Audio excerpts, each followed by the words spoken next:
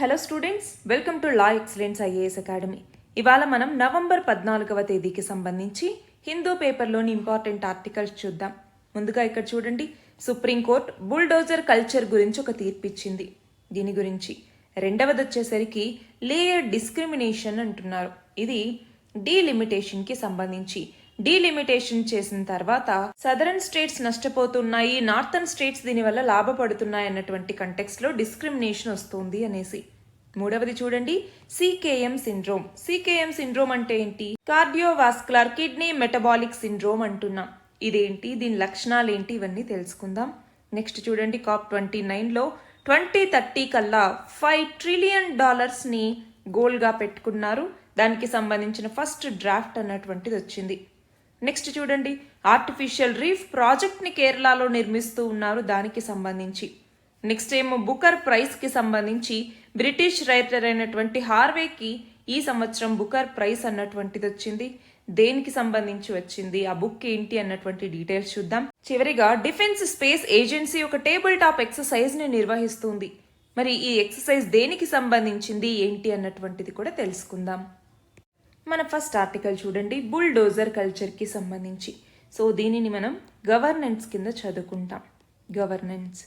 So supreme court ఈ bulldozer culture ఏదైతే ఉందో దీన్ని బ్రేక్ చేయాల్సినటువంటి అవసరం ఉంది, ఇలా బుల్డోజర్ కూర్చివేతలు తగదు అన్నట్టుగా చెప్పింది. అయితే ఏమైంది ఇక్కడ అంటే, మన దేశంలో కొన్ని రాష్ట్రాల్లో నిందితులు, దోషులు వీళ్ళ యొక్క ఆస్తులు కూల్చివేస్తూ ఉన్నారు. దానికి సంబంధించి సుప్రీంకోర్టు ఈ కీలక తీర్పిచ్చింది. ఏమని చెప్పింది? ఏ ఆస్తిని కూడా షోకాజ్ నోటీస్ ఇవ్వకుండా, షోకాజ్ నోటీస్ అన్నటువంటిది ఇవ్వకుండా, తగినంత సమయము ఇవ్వకుండా బుల్డోజర్లతో కూల్చివేయకూడదు అన్నట్టుగా చెప్పింది. అంతేకాదు, ఆ సంబంధీకులు స్పందించేందుకు తప్పనిసరిగా వాళ్ళకి 15 రోజుల సమయం అన్నటువంటిది ఇవ్వాల్సి ఉంటుంది. అక్రమంగా ఒక్క కట్టడాన్ని ధ్వంసం చేసినా అది రాజ్యాంగ ఉల్లంఘనకి పాల్పడినట్టే. కాబట్టి కోర్టు ఆదేశాలను ఉల్లంఘిస్తే ధిక్కార చర్యలు తీసుకుంటామన్నట్టుగా సుప్రీంకోర్టు చెప్పిందనమాట. రాష్ట్రాలు ఏకపక్షంగా చర్యలు తీసుకోకూడదు. ఆ ఏకపక్ష చర్యల నుంచి పౌర హక్కులకి రాజ్యాంగం రక్షణ కల్పిస్తుంది అన్నట్టుగా కూడా సుప్రీంకోర్టు చెప్పింది. అయితే ఇక్కడ ఏంటి, కార్యనిర్వహణ అధికారి ఎవరైతే ఉంటారో వాళ్ళు న్యాయమూర్తి కాలేరు. ఒక వ్యక్తిని నువ్వు దోషి అని చెప్పేసి తగిన పద్ధతి అనుసరించకుండా వాళ్ళ ఇళ్ళని కూల్చివేసే అధికారం వాళ్ళకుందా? లేదు అన్నట్టుగా ఇక్కడ సుప్రీంకోర్టు చెప్పింది. అయితే ఇక్కడ వివిధ రాష్ట్రాలు ఏం చేస్తూ ఉన్నాయి కొన్ని చోట్ల అంటే, నిందితులు దోషులు అని తెలిస్తే వాళ్ళ ఇళ్ళని కూల్చివేస్తూ ఉన్నారు. బుల్డోజర్ జస్టిస్ అన్నటువంటి పేరుని కూడా దానికి పెట్టారనమాట. అలా కేవలం నిందితులు దోషులుగా ఉన్నందువల్ల ప్రజల ఇళ్ళని కనుక కూల్చేస్తే అది రాజ్యాంగ విరుద్ధం. అంతేకాదు, ఇక్కడ ఇంకోటి గమనించాలి, రహదారులు, ఫుట్పాత్లు లేదా రైలు మార్గాలు నిర్మిస్తున్నప్పుడు, లేదంటే నదులు కావచ్చు, జలాశయాలు కావచ్చు, లేదా ప్రభుత్వ స్థలాల పరిధిలో నిర్మించే అక్రమ కట్టడాలకి ఈ తీర్పు అన్నటువంటిది వర్తించదు. అది కాకుండా మిగతా వాటికి మాత్రమే ఈ తీర్పు అన్నటువంటిది వర్తిస్తుంది. అక్రమ కట్టడాన్ని కూల్చివేసేటప్పుడు వాళ్ళకి సంబంధించిన యజమానికి అవకాశం ఇవ్వటం, కూల్చివేత ప్రక్రియని వీడియో తీయటం. అంతేకాదు, ఇప్పుడు సుప్రీంకోర్టు ఆదేశాలకు భిన్నంగా ఒకవేళ కూల్చివేతలు జరిగితే అప్పుడు ఆ బాధ్యులైనటువంటి అధికారులే మళ్ళీ తమ సొంత డబ్బుతో తిరిగి ఆ కట్టడాన్ని నిర్మించాలి, నష్టపరిహారం కూడా అందించాలి అన్నట్టుగా తీర్పిచ్చింది. మన నెక్స్ట్ ఆర్టికల్ చూడండి, డీలిమిటేషన్కి సంబంధించి. డీలిమిటేషన్. సో దీనిని మనం పాలిటీలో చదువుకుంటాము. అయితే మన భారతదేశం నెక్స్ట్ సెన్సస్ని ప్రిపేర్ చేస్తూ ఉంది. అదే టైంలో డీలిమిటేషన్కి వెళ్ళాలి అనుకుంటోంది. మరి ఈ డీలిమిటేషన్ జరగటం వల్ల లోక్సభలో సీట్స్ అన్నటువంటివి సదర్న్ స్టేట్స్ కోల్పోతాయి. అంతేకాదు, సెంట్రల్ ఫండ్స్ అన్నటువంటివి కూడా స్టేట్స్కి పాపులేషన్ బేసిస్ మీద ఇస్తూ ఉన్నారు కదా. సో ఆ పాపులేషన్ బేసిస్ మీద ఇచ్చేటటువంటి ఆ ఫండ్స్ అన్నటువంటివి కూడా తగ్గిపోతాయి. దాంతో సదరన్ స్టేట్స్ ఏవైతే ఉన్నాయో వాటికి చాలా ఇది అన్ఫెయిర్ అన్నట్టుగా అన్నమాట. అంటే ఇక్కడ ఫ్యామిలీ ప్లానింగ్ ప్రోగ్రామ్స్ని చాలా సరిగ్గా ఇంప్లిమెంట్ చేస్తూ ఉండటం వల్ల, ఎఫెక్టివ్గా ఇంప్లిమెంట్ చేస్తూ ఉండటం వల్ల నార్థన్ ఇండియా కన్నా సదర్న్ ఇండియాలో పాపులేషన్ కంట్రోల్ బాగుంది. కానీ దానివల్ల సదర్న్ ఇండియాకి బెనిఫిట్ ఉండాలి, కానీ పాపులేషన్ తక్కువ ఉన్నందువల్ల వాళ్ళకి రావాల్సినటువంటి ఫండ్స్ అన్నటువంటివి తగ్గటం, లోక్సభలో సీట్స్ అన్నటువంటివి తగ్గటం, ఇలాంటివన్నీ జరుగుతూ ఉన్నాయంటే అది కరెక్ట్ కాదు కదా. అంటే అన్ఈక్వల్ రిప్రజెంటేషన్ అన్నటువంటిది అప్పుడు స్టేట్స్కి లోక్సభలో వస్తుంది. వాళ్ళ సక్సెస్ని ఇది పీనలైజ్ చేస్తూ ఉన్నట్టు, అంతేనా? సరే, ఫస్ట్ ఆఫ్ ఆల్ అసలు డీలిమిటేషన్ అంటే ఏంటండి? డీలిమిటేషన్ అంటే టెరిటోరియల్ కాన్స్టిట్యుయెన్సీస్ ఏవైతే ఉంటాయో వాటికి బౌండరీస్ లేదంటే లిమిట్స్ని ఫిక్స్ చేయటం అనమాట. సో పాపులేషన్ చేంజెస్ని రిప్రజెంట్ చేస్తూ చేసేటటువంటిది డీలిమిటేషన్ ప్రాసెస్. మరి డీలిమిటేషన్ కమిషన్ని 1952లో చట్టం ద్వారా తీసుకొచ్చారు, కానీ చాలాసార్లు డీలిమిటేషన్ కమిషన్స్ని సెటప్ చేశారు. ఫర్ ఎగ్జాంపుల్ 1952, 1963, 1973, అలాగే 2002, ఇలా మొత్తం 4 సార్లు ఈ డీలిమిటేషన్కి సంబంధించినటువంటి కమిషన్స్ని సెటప్ చేశారు. మరి ఇక్కడ మన కాన్స్టిట్యూషన్ ఆఫ్ ఇండియా ఏమని చెప్తుంది? లోక్సభకి సీట్స్ ఏవైతే ఉంటాయో వాటిని ఈచ్ స్టేట్ యొక్క పాపులేషన్ బేసిస్ మీద అలకేట్ చేయాలి అన్నటువంటిది. మరి ఇక్కడ అంటే ఏంటి? పర్సన్ యొక్క ఓట్ అన్నటువంటిది సేమ్ వెయిట్ని కలిగి ఉండాలి ఏ స్టేట్ నుంచి వచ్చినా అన్నటువంటిది ఉద్దేశం. అయితే ఎమర్జెన్సీ టైంలో 1976లో ఏమైంది? 1976లో డీలిమిటేషన్ని 2001 వరకు సస్పెండ్ చేశారు. మరి 2001 తర్వాత 2002లో డీలిమిటేషన్ కమిషన్ వచ్చిన తర్వాత 2026 వరకు మళ్ళీ నెక్స్ట్ అమెండ్మెంట్ని పోస్ట్ పోన్ చేయటం జరిగింది. అంటే ఆ టైంకి కంట్రీ ఒక యూనిఫామ్ పాపులేషన్ గ్రోత్ రేట్ని కలిగి ఉంటుంది అనేసి నమ్మారు. కానీ అలా ఉందా? కాదు కదా. ఇప్పుడు మనకి పాపులేషన్లో ఈక్వల్ సెగ్మెంట్స్ నుంచి ఈక్వల్ రిప్రజెంటేషన్ అన్నటువంటిది ఉండాలి, ఒకటో విషయం. రెండవది, జాగ్రఫికల్ ఏరియాకి ఫెయిర్ డివిజన్ అన్నటువంటిది ఉండాలి. అంటే ఏంటి? ఒక పొలిటికల్ పార్టీ ఒక ఎలక్షన్ కోసం అని చెప్పేసి అడ్వాంటేజ్ తీసుకోకూడదు ఒక జాగ్రఫికల్ ఏరియాని. అలాగే 1 vote 1 value అన్నటువంటి వీటన్నింటి ఉద్దేశంతో కూడా డీలిమిటేషన్ అన్నటువంటిది మనకి అవసరమైందనమాట. దీనికి సంబంధించి కాన్స్టిట్యూషనల్ ప్రొవిజన్స్ ఏమేమి ఉన్నాయి? ఆర్టికల్ 82 ప్రకారం పార్లమెంట్ అన్నటువంటిది డీలిమిటేషన్ యాక్ట్ని ప్రతి సెన్సస్ తర్వాత తీసుకొస్తుంది. అలాగే ఆర్టికల్ 170 దీని ప్రకారం ఏంటి? ప్రతి సెన్సస్ తర్వాత డీలిమిటేషన్ యాక్ట్ ప్రకారం స్టేట్స్ టెరిటోరియల్ కాన్స్టిట్యుయెన్సీస్గా డివైడ్ అవుతాయి అని చెప్పేటటువంటిది ఆర్టికల్ 170 అన్నటువంటిది. సో డీలిమిటేషన్కి సంబంధించి 2 ఆర్టికల్స్ గుర్తుంచుకోవాలి. అయితే డీలిమిటేషన్ కమిషన్ ఇప్పుడు 4 సార్లు ఏర్పాటైంది అన్నాం. ఈ డీలిమిటేషన్ కమిషన్ని ఎవరు ఏర్పాటు చేస్తారు? ప్రెసిడెంట్ డీలిమిటేషన్ కమిషన్ని అపాయింట్ చేయటం జరుగుతుంది. ఈ డీలిమిటేషన్ కమిషన్ అన్నటువంటిది ఎలక్షన్ కమిషన్ ఆఫ్ ఇండియాతో కలిసి పనిచేస్తుందన్నమాట. మరి ఇందులో ఒక retired supreme court judge, chief election commissioner, అలాగే స్టేట్ ఎలక్షన్ కమిషనర్స్ ఉంటారనమాట. మరి ఇప్పుడు సదర్న్ స్టేట్స్కి ఎందుకు ఇది అన్ఫేర్గా ఉంది? రీజన్స్ ఏంటి అన్నటువంటిది మనం చూస్తే, ఒకటి డెవలప్మెంట్. మనకి సదర్న్ స్టేట్స్ యొక్క ఎకనామిక్ సిచ్యువేషన్ అన్నటువంటిది 21st సెంచరీలో బాగా పెరుగుతూ వస్తుంది. అంటే 1990s కన్నా ముందు నార్థన్ స్టేట్ మంచి పర్ఫార్మెన్స్ని చూపిస్తూ వచ్చేవి. బట్ ఇప్పుడు సదర్న్ స్టేట్స్ మంచి పర్ఫార్మెన్స్ని చూపిస్తూ వస్తున్నాయి. ఎకనామిక్ పర్ఫార్మెన్స్ బాగుంది, పావర్టీకి సంబంధించిన రిడక్షన్ బాగుంది, ఇన్కమ్ లెవెల్స్ పెరుగుతూ ఉన్నాయి. సో ఇవన్నీ ఉన్నాయి. అయితే ఫర్ ఎగ్జాంపుల్ ఇక్కడ ఒకటి, కర్ణాటక, కేరళ, తమిళనాడు, ఈ 3 రాష్ట్రాల యొక్క జీడిపి అన్నటువంటిది మొత్తం ఈస్ట్లో ఉన్నటువంటి దాదాపు 13 రాష్ట్రాల జీడిపిల కంటే ఎక్కువ. అంటేనే అర్థమవుతుంది డెవలప్మెంట్ అన్నటువంటిది వచ్చింది అన్నట్టుగా. రెండవది, ఎడ్యుకేషన్ అన్నటువంటిది బాగానే ఉంది. హెల్త్ అవుట్కమ్స్ అన్నటువంటివి కూడా సదర్న్ స్టేట్స్లో బాగానే ఉన్నాయి. ఇది అసర్ రిపోర్టే చెప్తోందనమాట, annual status of education report అన్నటువంటిది. అంతేకాదు కోవిడ్-19 పాండమిక్లో కూడా తమిళనాడు దాదాపు 314 టెస్టింగ్ సెంటర్స్ని పాపులేషన్కి సంబంధించి ఏర్పాటు చేసింది, కేవలం 78 మిలియన్ పీపుల్. కానీ ఉత్తరప్రదేశ్లోకి వచ్చేసరికి 235 మిలియన్ పీపుల్ ఉంటే కేవలం 305 కోవిడ్ టెస్టింగ్ సెంటర్స్ మాత్రమే ఏర్పాటు చేశారు. అంటే ఇక్కడ డెవలప్మెంట్ అన్నటువంటిది ఉంది. అంతేకాదు గ్రాడ్యుయేషన్ పరంగా కూడా చూసుకుంటే నార్థన్ స్టేట్స్తో కంపేర్ చేసుకుంటే సదర్న్ స్టేట్స్లో ఎక్కువ మంది గ్రాడ్యుయేట్స్ ఉంటారు. అంతేకాకుండా గవర్నెన్స్ అన్నటువంటిది ఇంకొక reason. Governance, so decision making అన్నటువంటిది సిగ్నిఫికెంట్గా నార్థన్ స్టేట్స్తో కంపేర్ చేసుకుంటే సదర్న్ స్టేట్స్లో బెటర్గానే ఉంది అనేసి చెప్పచ్చు. ఓటర్ బిహేవియర్ కావచ్చు, బెటర్ గవర్నెన్స్ కావచ్చు, ఇవన్నీ.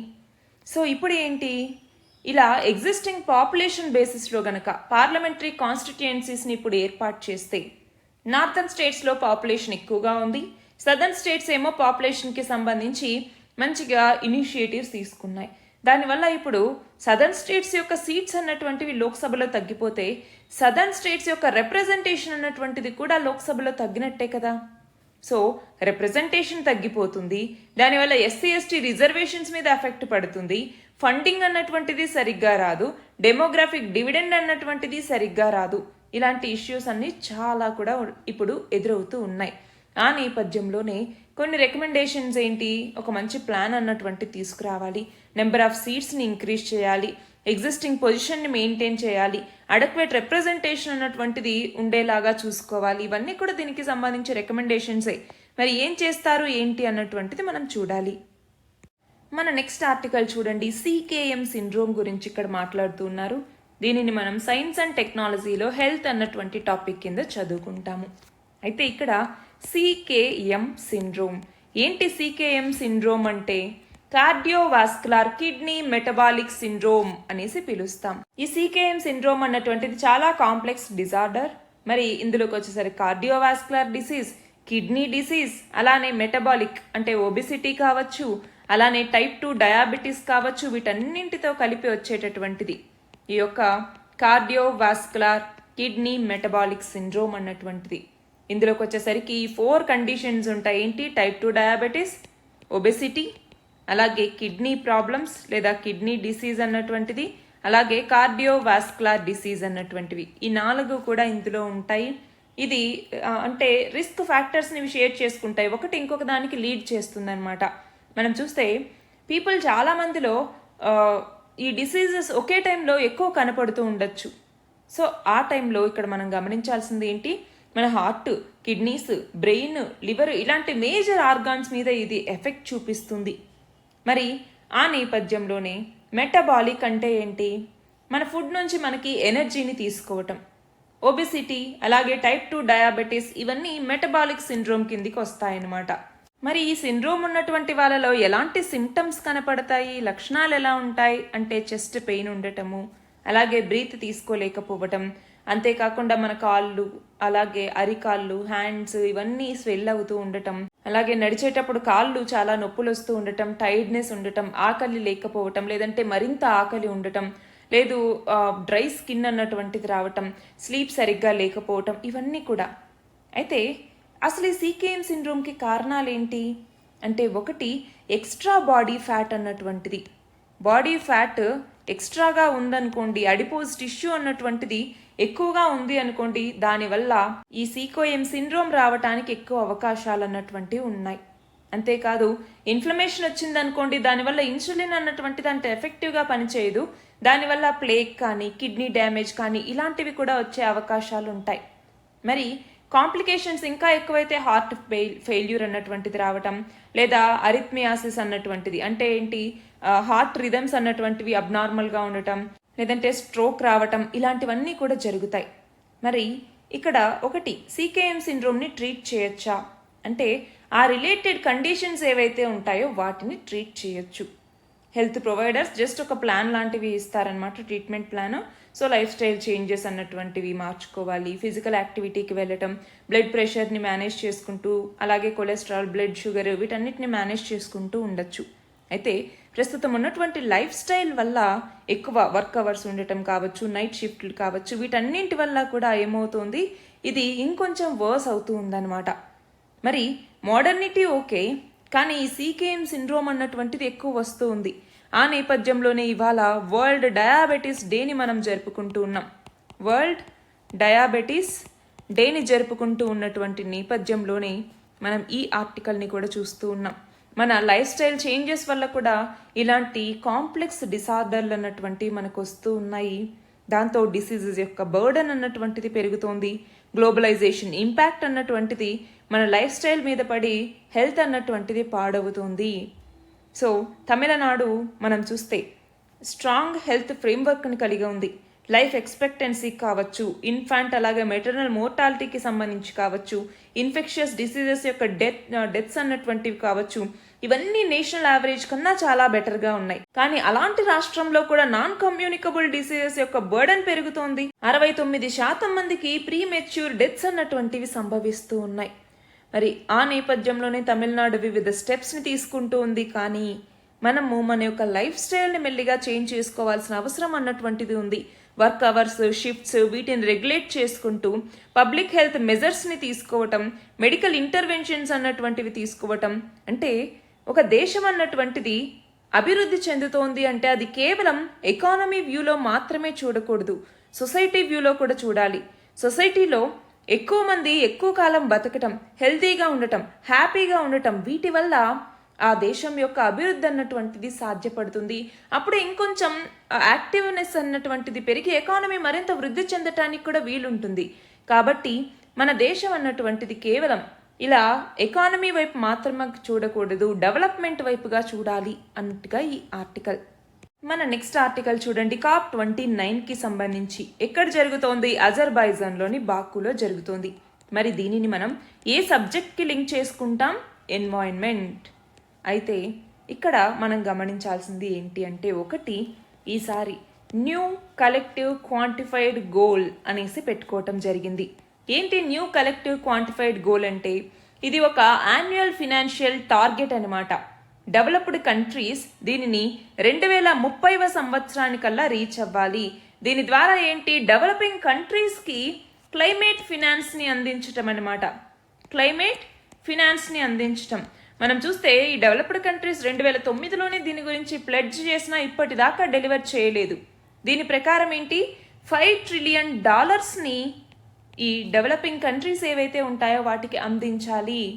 దాని ద్వారా క్లైమేట్ మిటిగేషన్, అడాప్టేషన్, అలాగే మిగతా క్లైమేట్ యాక్షన్ ఎఫర్ట్స్ని ఈ పూర్ నేషన్స్ ఏవైతే ఉంటాయో, ఏవైతే క్లైమేట్ చేంజ్ ఇంపాక్ట్స్కి ఎక్కువ గురై వల్నరబుల్గా ఉంటాయో ఆ దేశాలు తీసుకోవటానికి ఉపయోగపడతాయి అన్నటువంటి లక్ష్యంతోనే ఈ క్లైమేట్ ఫినాన్స్ అన్నటువంటి టాపిక్ వచ్చింది.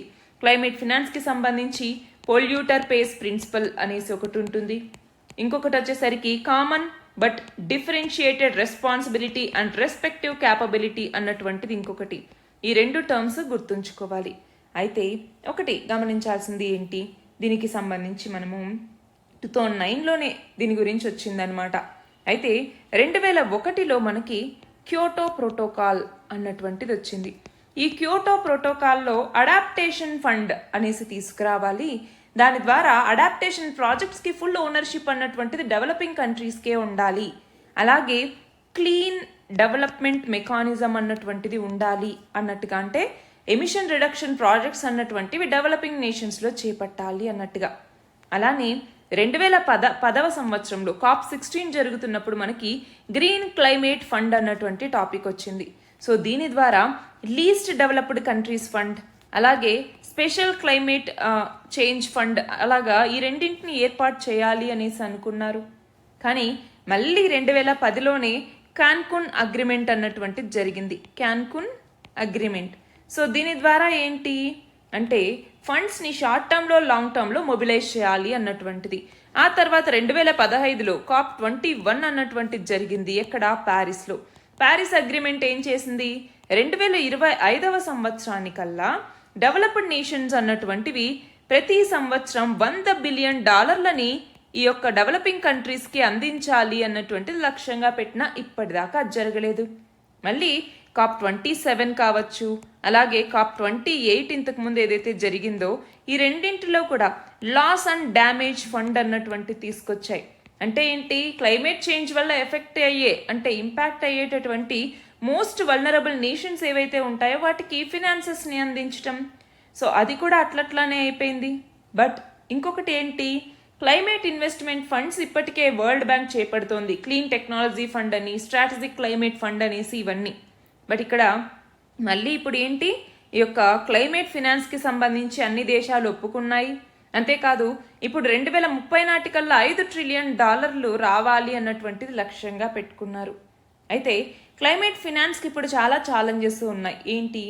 For example nationally determined contributions అనేసి ప్రతి దేశం కొన్ని గోల్స్ పెట్టుకుంటుంది, అవునా? ఆ నేషనల్ నీడ్స్కి అలాగే ఈ ఎన్డీసీస్కి వచ్చేటటువంటి ఆ క్లైమేట్ ఫినాన్స్కి మధ్య చాలా గ్యాప్ ఉంటుంది.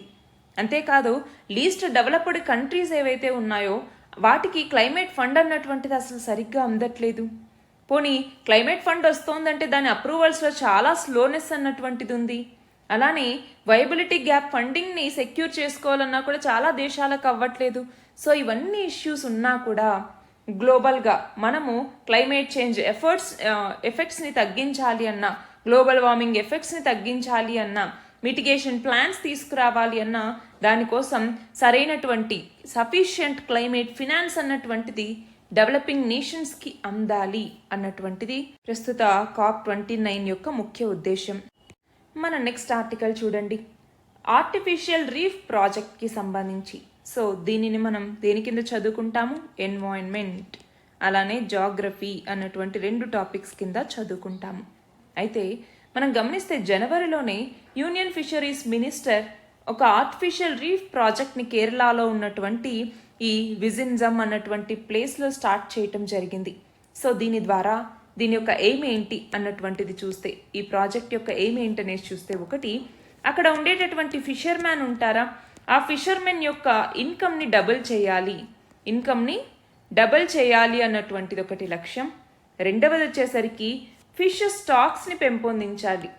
ఫిష్ స్టాక్స్ని పెంపొందించడం ద్వారా ఎకనామిక్ వెల్ బీయింగ్ని అక్కడ ఉన్నటువంటి లోకల్ ఫిషింగ్ కమ్యూనిటీస్కి అందించాలి అన్నటువంటిది లక్ష్యంగా దీన్ని తీసుకొచ్చారు. అయితే ఈ ప్రాజెక్ట్ ప్రకారం మనం చూస్తే ఫిషెస్కి సంబంధించిన రిసోర్సెస్ని ఆ రీజియన్లో అభివృద్ధి చెందించడం ద్వారా లైవ్లీహుడ్ని ఇంప్రూవ్ చేయటం ట్రెడిషనల్ ఫిషర్మెన్కి ఒక లక్ష్యం. అంతేకాదు దీన్ని అసలు ఎవరు ఇంప్లిమెంట్ చేస్తారు అంటే Kerala state coastal development corporation అన్నటువంటిది central marine fisheries research institute యొక్క టెక్నికల్ అసిస్టెంట్స్తో దీన్ని చేపడుతుంది. అయితే ఈ ప్రాజెక్ట్ ద్వారా ఏంటి అంటే దాదాపు 6,300 ఆర్టిఫిషియల్ కోరల్ రీఫ్ యూనిట్స్ని ఏర్పాటు చేస్తారు. ఆర్టిఫిషియల్ రీఫ్ యూనిట్స్ని దాదాపు 42 ఫిషింగ్ విలేజెస్ దగ్గర ఏర్పాటు చేయటం జరుగుతుంది. దీని ప్రకారం మొత్తం 150 మాడ్యూల్స్ని ప్రతి లొకేషన్స్లో 3 డిజైన్స్లో తయారు చేస్తారు. ట్రయాంగులర్ గాను, అలానే ఫ్లవర్ షేప్లోను, అలాగే ట్యాబ్యులర్, ఇలాగా మొత్తం 3 డిజైన్స్లో వీటిని డెవలప్ చేస్తారు. వాటిని GPS టెక్నాలజీని ఉపయోగించి సీ బెడ్లో దాదాపు 12 నుంచి 15 మీటర్స్ డెప్త్లో వాటిని ఉంచుతారనమాట. అయితే వీటికి ఫండింగ్ వచ్చేసరికి 60% సెంట్రల్ గవర్నమెంట్ ఇస్తూ ఉంటే మిగతా 40% స్టేట్ గవర్నమెంట్ పెట్టుకోవాల్సి ఉంటుంది. ప్రధానమంత్రి మత్స్య సంపద యోజన అన్నటువంటి స్కీమ్ కింద ఈ ఫండింగ్ని సెంట్రల్ గవర్నమెంట్ ఇస్తుంది. సో మెరైన్ బయోడైవర్సిటీని ఎన్హాన్స్ చేసుకోవటం, దానివల్ల ఫిష్ స్పీషీస్ యొక్క హ్యాబిటాట్స్ని ఇంప్రూవ్ చేయటం అనమాట. అలానే సస్టైనబుల్ ఫిషింగ్ ప్రాక్టీసెస్ని ప్రమోట్ చేయటం, ఎకనామిక్ ఇంపాక్ట్ అంటే ఫిషర్మెన్ యొక్క ఇన్కమ్ని డబుల్ చేయటం, ఇవి లక్ష్యాలతో దీన్ని తీసుకొచ్చారు. అయితే ఇప్పుడు చూడండి, సీ ర్యాంచింగ్ అన్నటువంటి దాన్ని ఇప్పుడు లాంచ్ చేశారు. దాదాపు 20,000 పంపానోకి సంబంధించిన ఫింగర్లింగ్స్ని సీలో డిపాజిట్ చేశారు అన్నట్టుగా ఇక్కడ చెప్తూ ఉన్నారు. చూడండి, ఆర్టిఫిషియల్ రీఫ్స్ని 42 లొకేషన్స్లో 33 ఫిషింగ్ విలేజెస్లో ఇప్పుడు ఏర్పాటు చేస్తూ ఉన్నారు. 150 ట్రయాంగులర్, ఫ్లవర్, అలాగే పైప్ షేప్డ్ రీఫ్ మాడ్యూల్స్ని ఇందులో ఏర్పాటు చేస్తారు. సో ఈ సీ ర్యాంచింగ్ ప్రాజెక్ట్ ఏదైతే ఉందో ఇది దీనికి సంబంధించిన నెక్స్ట్ ప్రాసెస్ అనమాట. సీ ర్యాంచింగ్ అంటే ఏంటి అసలు?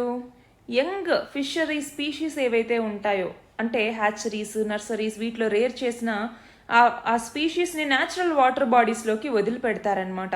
సో అవి అక్కడ హార్వెస్ట్ అయ్యి అంటే మెచ్యూరిటీ పీరియడ్కి వచ్చి అప్పుడు ఆ ఫిషెస్ స్టాక్ అన్నటువంటిది అక్కడ పెరగటానికి ఇది బాగా ఉపయోగపడుతుంది.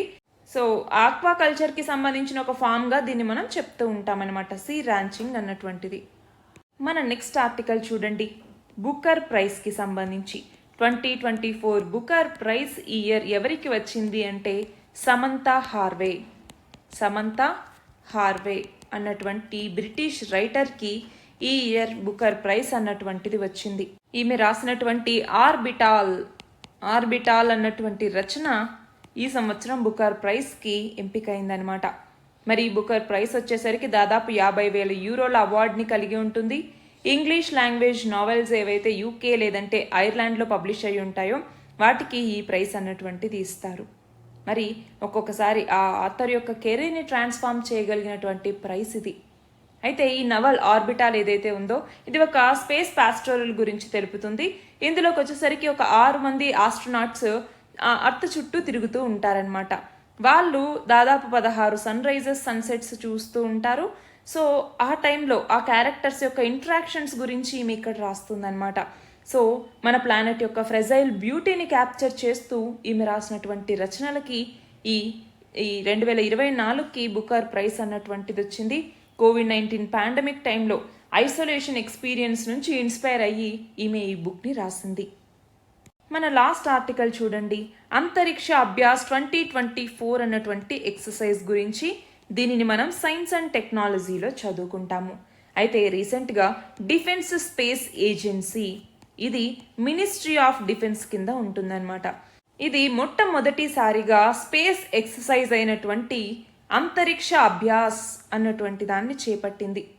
మరి దీని యొక్క ఆబ్జెక్టివ్ ఏంటి అంటే, స్పేస్కి సంబంధించి అసెట్స్ ఏవైతే ఉంటాయో, అసెట్స్ కావచ్చు, అలాగే సర్వీసెస్ ఏవైతే ఉంటాయో, ఈ సర్వీసెస్కి సంబంధించి థ్రెట్స్ ఏమేమి ఉంటాయి వాటిని అనలైజ్ చేయటం, అలాగే స్పేస్కి సంబంధించి మన నేషనల్ స్ట్రాటజిక్ ఆబ్జెక్టివ్స్ ఏవైతే ఉంటాయో వాటిని సెక్యూర్ చేసుకోవటం లక్ష్యంగా ఈ యొక్క స్పేస్ ఎక్సర్సైజ్ని చేపట్టారు. మరి ఇందులో ఏమేం ఫోకస్ చేస్తారు? ఒకటి, మిలిటరీ ఆపరేషన్స్లో స్పేస్ క్యాపబిలిటీస్ని పెంచుకోవటం, ఇంటిగ్రేట్ చేసుకోవటం ఇలా. రెండవది వచ్చేసరికి స్పేస్ అసెట్స్ ఏవైతే ఉంటాయో ఆ స్పేస్ అసెట్స్ మీద డిపెండెన్సీ ఎలా ఉంది అనేసి అండర్స్టాండ్ చేసుకోవటానికి ఇది ఉపయోగపడుతుంది. అలాగే ఇందాక చెప్పినట్టుగా స్పేస్ సర్వీసెస్ ఏవైతే ఉంటాయో, స్పేస్ బేస్డ్ సర్వీసెస్, ఈ సర్వీసెస్కి ఏమైనా డిస్రప్షన్స్ వచ్చినా వాటిని ఎలా హ్యాండిల్ చేయాలి, ఆ వల్నరబిలిటీని ఎలా ఐడెంటిఫై చేయాలన్నటువంటిది లక్ష్యం అనమాట. మరి మనం చూస్తే 2019 సంవత్సరం మార్చిలో మీకు గనక గుర్తుంటే ఏసాట్, యాంటీ శాటిలైట్ టెస్ట్ అన్నటువంటిది మనం చేసాం. దేని కింద? మిషన్ శక్తి అన్నటువంటి దాని కింద యాంటీ శాటిలైట్ టెస్ట్ అన్నటువంటిది చేసామా. దాని ద్వారా 8 శాటిలైట్స్ని డిస్ట్రాయ్ చేయటం, డిజబుల్ చేయటం, దీనికోసం డిజైన్ చేసాం ఇది. అయితే ఇక్కడ ఇంకొకటి, మనము మిలిటరీ యూజ్కి కూడా స్పేస్ని వాడుకుంటాం. ఎలాగా? ఆర్మ్డ్ ఫోర్సెస్ బార్డర్ ఇన్ఫిల్ట్రేషన్స్ ఏమైనా ఉన్నాయా, లేదా ఆర్టిలరీ మూవ్మెంట్స్ ఉన్నాయా, మిసైల్ లాంచెస్ ఏమైనా జరుగుతున్నాయా, వీటన్నిటిని డిటెక్ట్ చేయడానికి మనం స్పేస్ క్యాపబిలిటీస్ని యూజ్ చేసుకుంటాం. అయితే మనకి స్పేస్ని పీస్ఫుల్ పర్పసెస్కి మాత్రమే వాడుకోవాలి అన్నట్టుగా ఒక ట్రీటీ ఉంది. అది ఏంటి? ఔటర్ స్పేస్ ట్రీటీ అన్నటువంటిది. ఔటర్ స్పేస్ ట్రీటీ ఏ సంవత్సరంలో తీసుకొచ్చారు ఔటర్ స్పేస్ ట్రీటీని? 1967. మరి దీని ప్రకారం ఔటర్ స్పేస్ అంటే ఏంటి? మన అర్త్కి సంబంధించిన అట్మాస్ఫియర్ ఎండ్ అయ్యి ఔటర్ స్పేస్ అన్నటువంటిది, అంటే మిగతా స్పేస్ అన్నటువంటిది స్టార్ట్ అవుతుంది. ఆ మధ్యలో ఆ డివిజన్ని ఒక లైన్ ద్వారా మనం సూచిస్తూ ఉంటాం. ఈ లైన్ ఆల్మోస్ట్ 100 కిలోమీటర్స్ దూరంలో ఉంటుంది. మరి ఈ లైన్ యొక్క పేరేంటి అన్నటువంటిది మీరు కమెంట్స్లో చెప్పండి. ఇవి ఇవాల్టి important articles. All the very best and thank you very much.